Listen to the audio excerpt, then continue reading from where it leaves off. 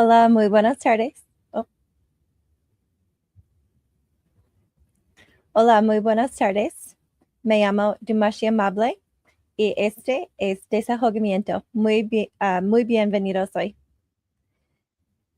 Ah, este es un espacio para soltar lo que llevamos dentro, para entender quiénes somos en esta mezcla constante de mundos. Today, we're diving into something that lives in our very cells, genetics and cross-cultural identity. Para vivir en Minnesota no es solo lidiar con el frío, es navegar una identidad que a menudo se siente como un puente. We are a blend of ancestral codes and local realities. No soy latina, soy italiana para muchos años que pasando, cientos años que pasando, pero tengo un corazón latino porque mis ancestros fue de Italia. Y I'm also Norwegian, which is a local flavor here in Minnesota. ¿Qué significa ser mezclado o ser latino en un estado que históricamente ha sido visto como una llanura blanca en Minnesota? ¿Qué piensas con esta pregunta? Ahora tengo un mensaje. Protege a los tuyos.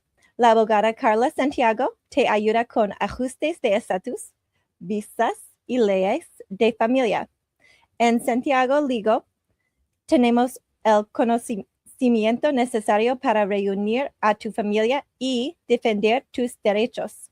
Haz tu cita hoy a las 612-810-7403. Y ahora, the statistic. So Minnesota in numbers. Let's look at the data because the numbers tell a story of rapid change in this state. En Minnesota, la identidad está evolucionando más rápido de lo que muchos piensan. There's a lot of mixed birth rates here in Minnesota. There's been statistics over the last 10 years since I moved here that cerca de 10 hasta 12 de los nacimientos son de padres de distintas razas. Sin embargo, en Minnesota, los datos de 2024 hasta 2026 muestran que los nacimientos multiraciales han crecido significativamente. Approximately 6.2 of our population in Minnesota is of two or more races, and this is according to the U.S. Census Bureau. And then if you think about the national average, that's just a little bit lower than the national average. So national average is 10 to 12%, but here in Minnesota, we're about 6.2%.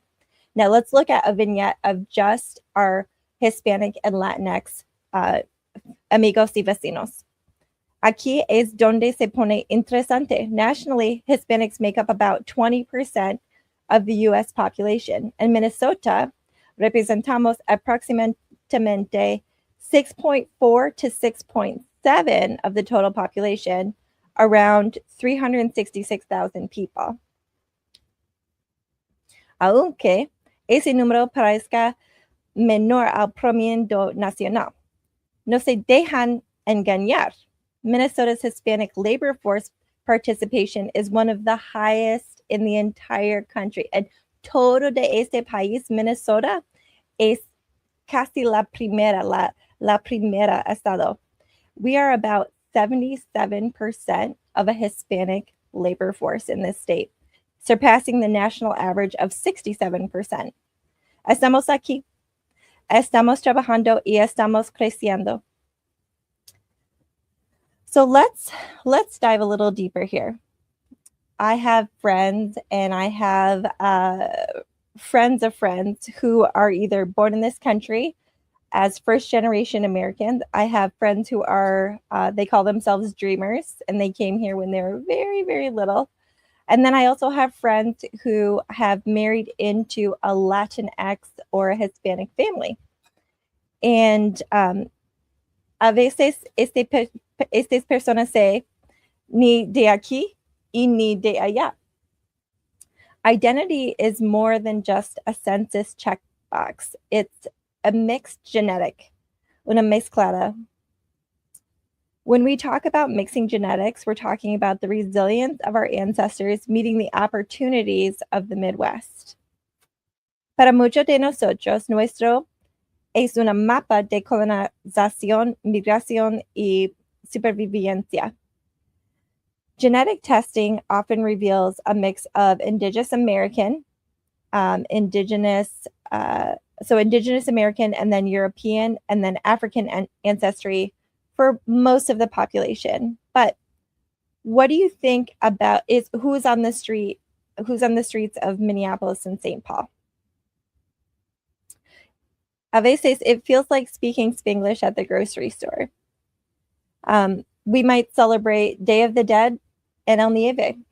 But there's a tension sometimes that my friends have described as being too Latino for some and then too Americanized for sobrinos, por ejemplo.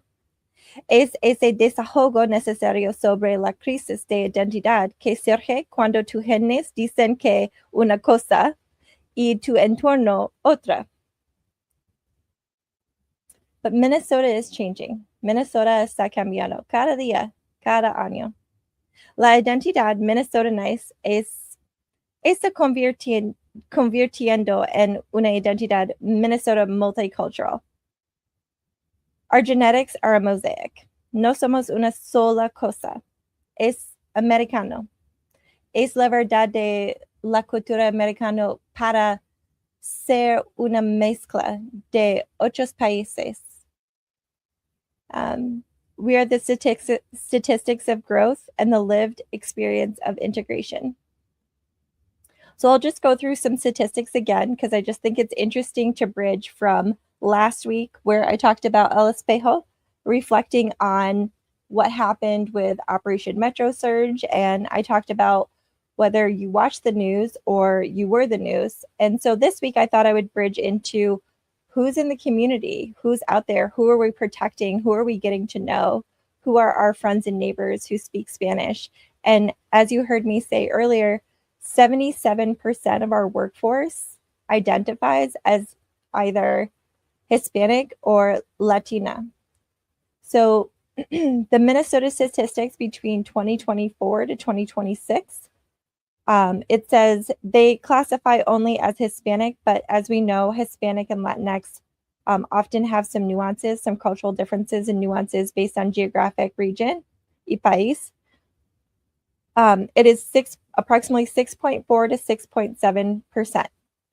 And then multiracial identity in our state is about 6.2%.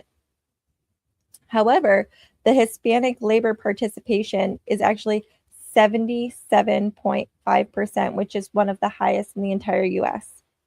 And then foreign-born residents, so personas que el nacimiento es un otro país, is 8.6%. And then las mexicanas son la primera identidad de las culturas de otros países que hablan español en este estado. Y después pienso que es Ecuador y Venezuela. Y a veces en partes de mi trabajo hay personas que piensan es de Ecuador, Venezuela, Mexicana, Colombia y a veces Perú. So let's see here. Yeah, I think that wraps up for the most part what I'd like to talk about today. Please reach out to me, Dumashi Amable on Facebook. I am looking for people to come join me on the radio show soon. And we can talk about different things. We can talk about what it's like to grow up in Minnesota y have sobrinos de otros países que hablan que yo soy una americana, pero mis sobrinos eran de México o Colombia o otros países. Y ¿cuál es la conversación de esto con sobrinos? Or I know I have some friends out there who have kids who are mixed race of Hispanic population and Latinx populations. We'd love to see all of you on here. Well, ahora es para cerrar este episodio de Desahogamiento y hasta la próxima semana. Gracias por tu tiempo hoy.